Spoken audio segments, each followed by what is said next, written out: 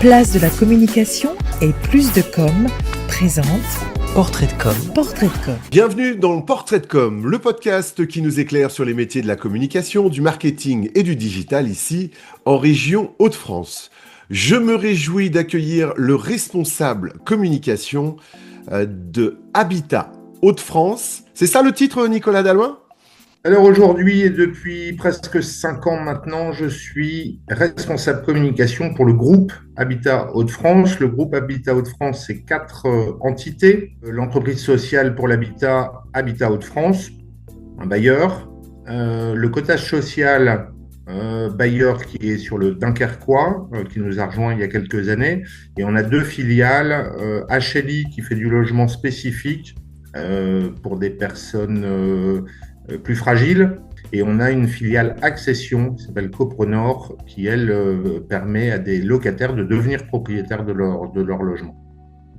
Donc, 4 entités, le groupe Habitat Hauts-de-France et 350 collaborateurs répartis sur l'ensemble des Hauts-de-France. Tu as de plus en plus, je crois, un rôle, et c'est pour ça que ça amène ma question, c'est quoi ton job ? Parce que je crois que ça s'est élargi avec la fondation, c'est ça ? Alors oui, depuis 5 ans, on est dans la 5e année, on a créé la Fondation Reflet d'Opale. Voilà. Ça, c'était une initiative d'Habitat Hauts-de-France, donc de mon actuel président, qui souhaitait fédérer des entreprises autour de nous pour aider des associations locales. Donc j'en suis... Alors, je suis bénévole, mais je m'occupe en effet de la communication pour cette fondation qui récolte un budget de 100 000 euros à peu près par an et qui leur diffuse dans des associations locales, ce pour faciliter l'habiter de personnes qui sont peut-être plus éloignées d'un habitat décent.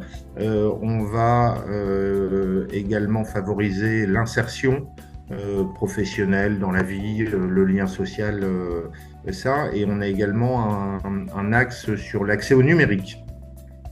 Alors, quel est ton job ? Parce que si on fait un zoom arrière, on va pas se mentir, Nico, je pense... Alors, c'est pas du tout pour faire du entre-soi, ça fait près d'une 20aine d'années que je te connais, et ça va peut-être parler à ceux qui nous écoutent, c'est-à-dire que toi, tu viens de l'événementiel, comment on passe, comme on dit, chez l'annonceur. Tu sais, c'est la formule consacrée, hein, c'est ce qu'on dit dans ces cas-là. Donc, c'est tout à fait ça, Fabrice. J'ai eu la chance... parce que c'était 20 belles années de travailler, en effet, 20 ans, pour une agence événementielle basée à Lille. Donc, première partie de carrière où j'ai découvert ce métier de l'événementiel et accompagné bon nombre de clients. J'avais un client avec qui je m'entendais aussi bien qu'avec les autres. C'était Habitat Hauts-de-France. Je les avais accompagnés sur l'organisation de séminaires ou de conventions. Et puis le Covid, on n'a pas encore tous oublié, a rebattu un peu les cartes de nos métiers. C'était un peu difficile pour la filière événementielle. Et donc à ce moment-là, c'était le bon moment pour aller voir autre chose. Et donc l'opportunité s'est faite assez simplement que de rejoindre le groupe. Je venais pour remplacer l'ancien communicant qui partait à la retraite. Et donc, j'ai pris mes fonctions il y a un petit peu plus de 4 ans. Sur un métier que je ne connaissais pas entièrement et que j'ai découvert. Alors, j'avais fait des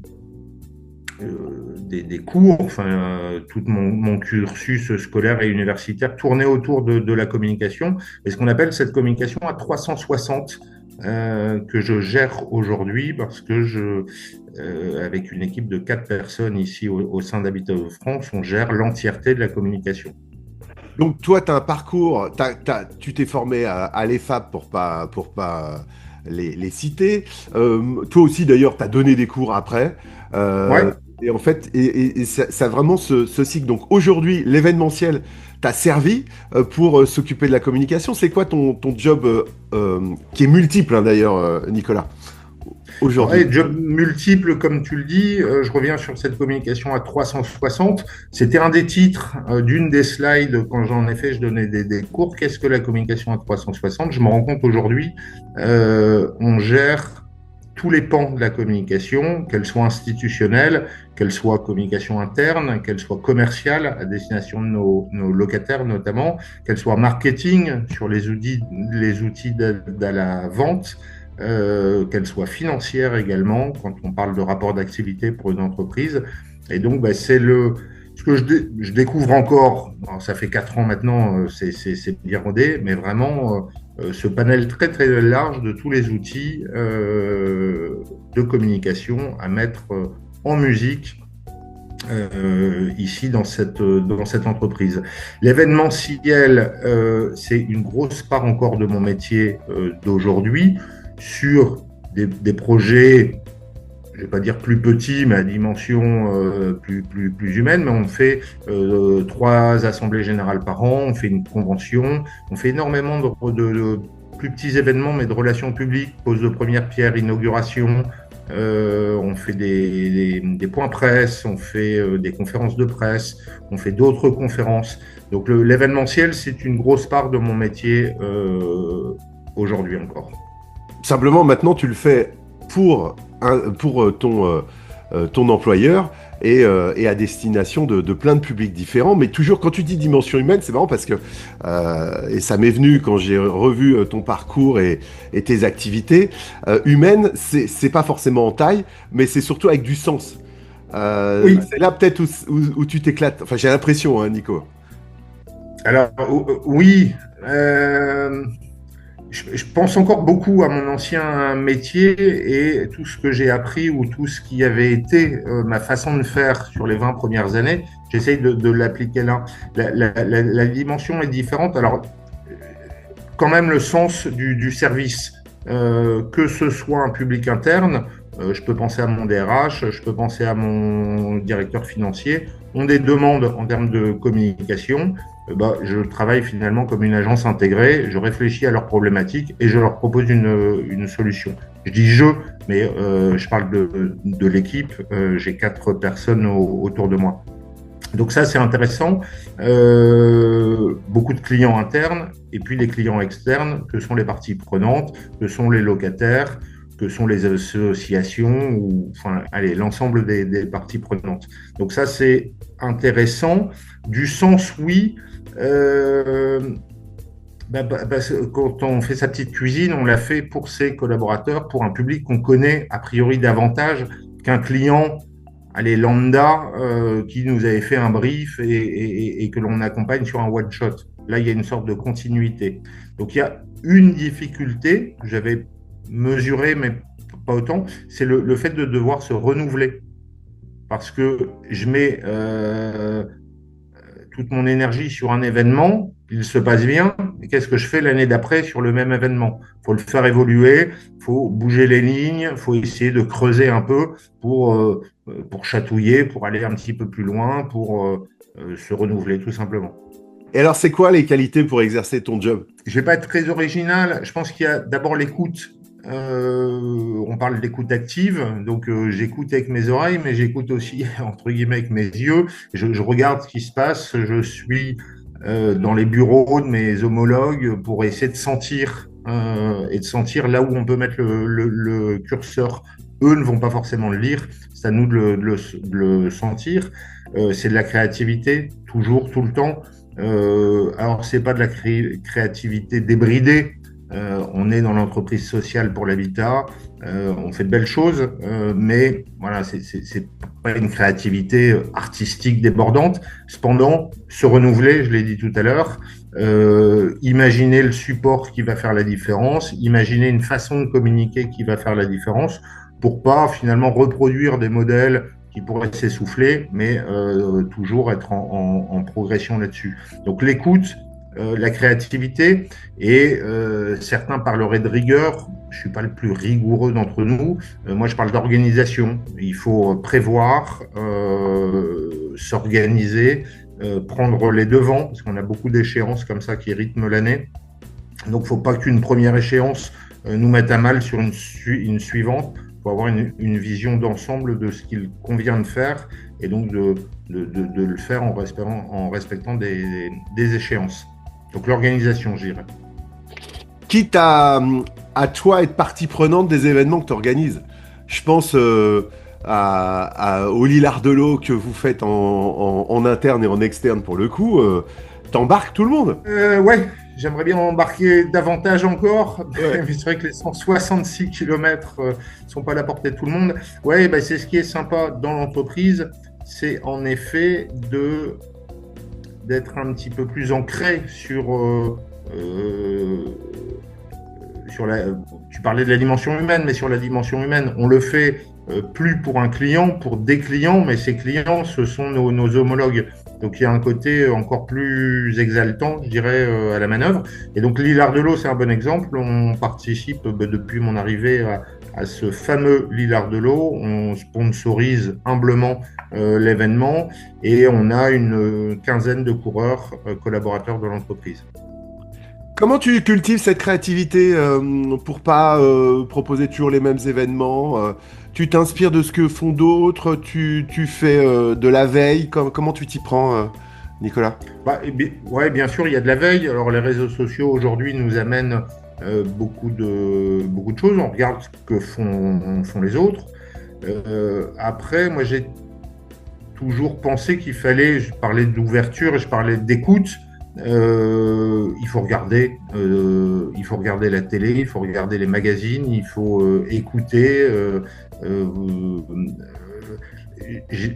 Samedi, j'étais sur un spectacle, j'ai pris 15 photos de la scéno et en me disant tiens, alors c'est un spectacle, c'est une comédie musicale, rien à voir, mais n'empêche que les 4 écrans, tiens, c'est pas mal, tiens, je pourrais m'en servir comme ça, etc. Donc d'essayer de créer des passerelles, de prendre quelque chose, de le mélanger à un autre et puis de le faire. Alors, à titre personnel, je cuisine beaucoup. J'aime beaucoup cuisiner et cuisiner, c'est de l'assemblage. On prend un élément, un deuxième, tiens, ça va bien matcher, tiens, et si je le fais comme ça, et normalement ça fonctionne si en plus on y met un peu de cœur. C'est super intéressant. Bah, c'est super intéressant parce que je te vois très bien avec l'expérience des événementiels passés et puis bah voilà, tester des nouvelles choses. Mais du coup, tu te remets aussi en question d'une certaine façon. Tu restes pas sur tes acquis, Nicolas.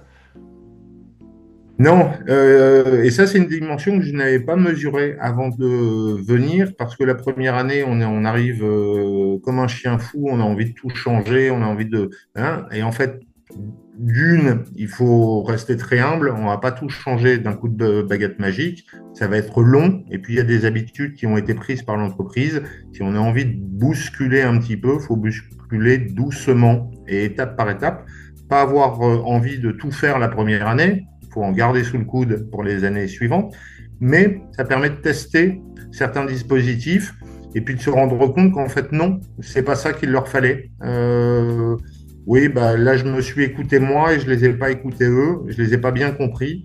Une fois que j'ai bien compris qui ils étaient, je dis ils, mes collaborateurs, mes clients, mes parties prenantes, ben, je vais pouvoir m'orienter et faire évoluer, faire monter la sauce différemment. Et puis, rajouter un peu d'ingrédients ici, un peu d'ingrédients là pour amener autre chose.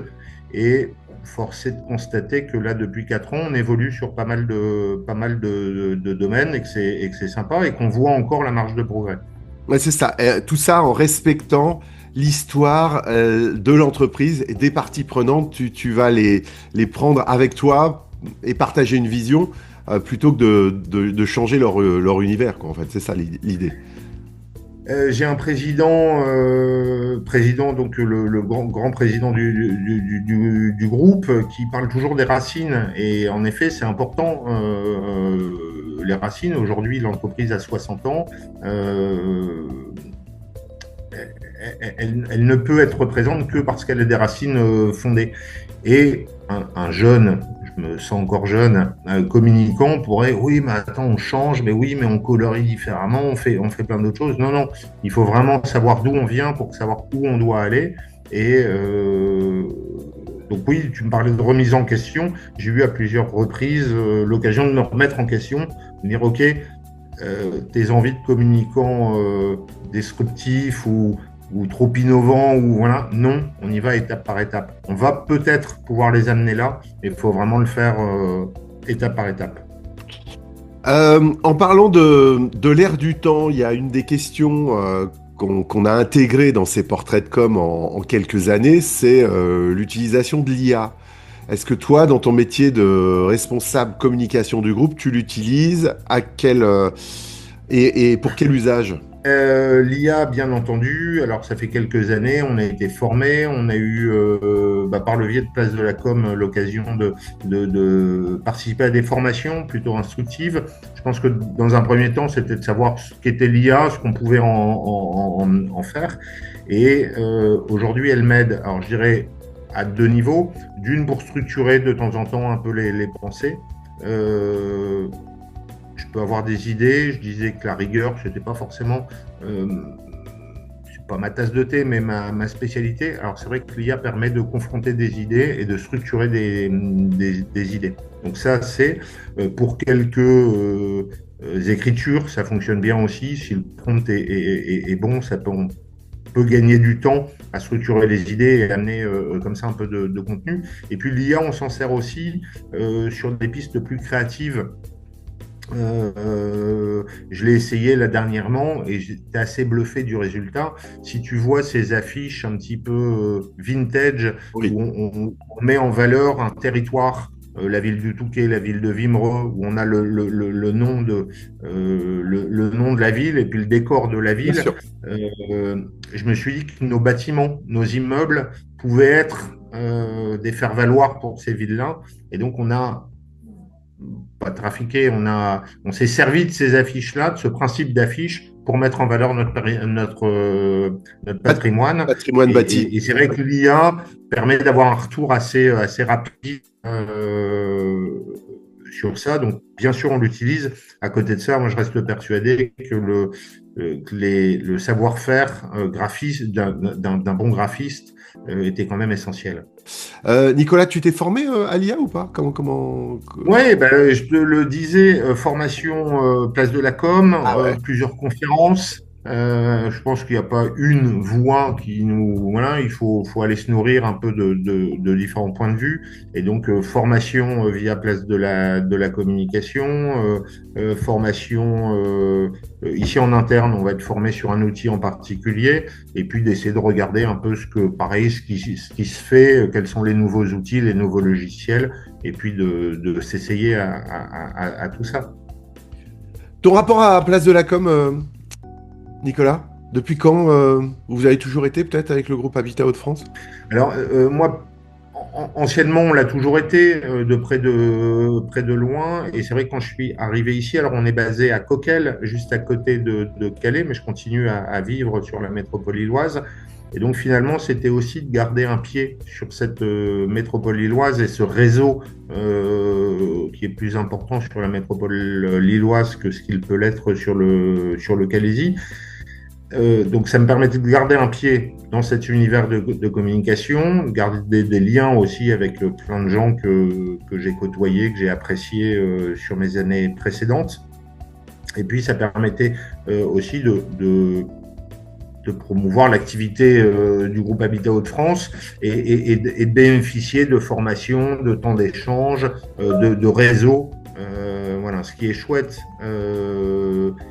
Alors même si la dynamique, et je suis le premier fautif, on voudrait, ou vous voudriez, avoir un Place de la Com un petit peu plus conséquent sur le littoral. Exactement, tu m'enlèves les mots de la bouche, ça c'est d'ailleurs apparu encore hier avec l'Assemblée Générale, c'est-à-dire étaler de plus en plus sur tout le territoire, la flanque littorale évidemment, la côte d'Opale bien sûr, et aussi un peu plus dans les terres, mais en tout cas d'avoir des ambassadeurs comme tu peux l'être évidemment sur la côte d'Opale. Mais cela est peut-être un autre sujet.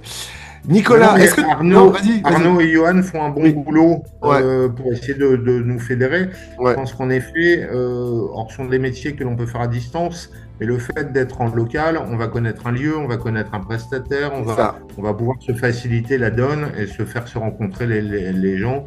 Moi qui, encore une fois, fait 20 ans d'événementiel, le fait de se parler, de se rencontrer, c'est Oui. quelque chose auquel je crois. Eh ben, en tout cas, alors ça passera peut-être pas dans le podcast évidemment, mais tu as carte blanche, c'est pas à moi de déterminer ça, mais pour développer ces synergies sur le territoire Bien sûr. de la Côte d'Opale, Nicolas. Nicolas Dalloin, des fiertés professionnelles. Allez, avant de clore cet échange. C'est difficile quand on est humble de parler de ses fiertés. Moi, je citais le Lilas de l'eau, c'est vrai que c'est chouette, c'est toi qui as mis en place ça quand t'es arrivé, ça marche bien, de mieux en mieux. Ouais, alors bon, c'est sûr que d'arriver à Ardelot chaque année après 166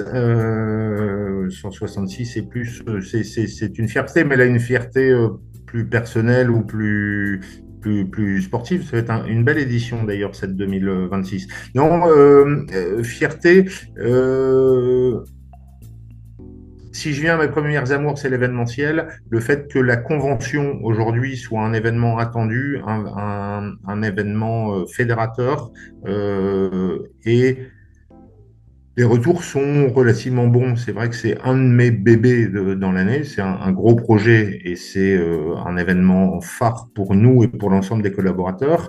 Je précise qu'on a 65% de nos collaborateurs qui sont sur le terrain, qui peuvent être gardiens, employés d'immeubles, donc peut-être un peu plus isolés par rapport à une équipe.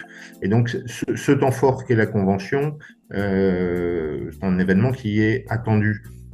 Au départ, j'avais peut-être des idées un peu préconçues de cette convention, puis on l'a affinée au fur et à mesure. Et typiquement, l'année dernière, on est arrivé vraiment sur une formule qui a plu. On a eu de belles choses. Et c'est vrai que de voir des collaborateurs, des clients souriants, enthousiastes, c'est une fierté, on peut le dire comme ça. Un conseil pour exercer ton métier ? La curiosité. Je pense qu'il faut s'intéresser aux autres pour savoir où les emmener d'un point de vue communication, être curieux de ce que font les autres, des métiers.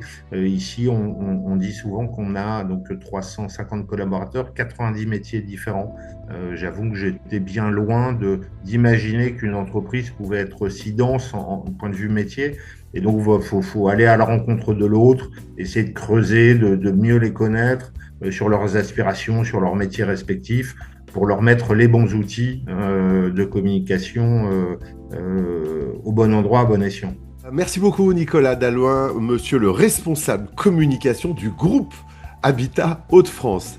J'étais très fier, très content de cet échange. Merci beaucoup Nicolas. Merci Fabrice pour le temps accordé et pour ton enthousiasme communicatif. Merci à vous de nous avoir suivis. On se retrouve très bientôt pour un nouveau Portrait de Com, le podcast qui nous éclaire sur les métiers de la communication, du marketing et du digital ici en région Hauts-de-France.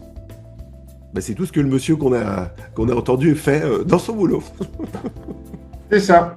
Portrait de Com. Avec place de la communication et plus de com.